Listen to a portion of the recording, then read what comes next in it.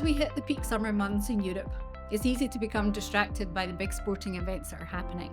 The European Football Championships, the tennis, and of course the Summer Olympics in Paris. But don't forget, during July and August, central banks still meet, they're still taking monetary policy decisions and can be making quite significant economic announcements. In fact, it could be our distraction with sport and entertainment that are influencing those decisions. Services inflation in the Eurozone and the UK has remained quite sticky, and some of that has been directly attributed to the Taylor Swift effect. So keep that in mind as we go through the summer, enjoying sport and entertainment and concerts, that central banks will be taking that into account in the decisions they're making when they see those inflation numbers.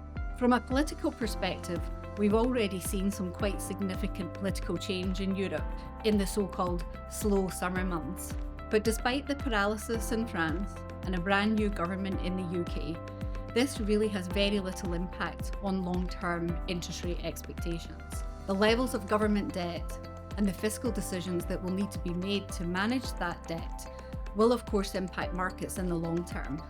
But in the short term, it really does not have a material impact at all.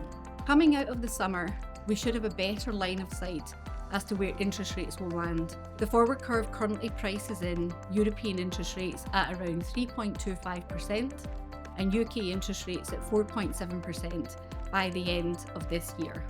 Of course, it's not just the final rate that matters, but actually the pathway to get there.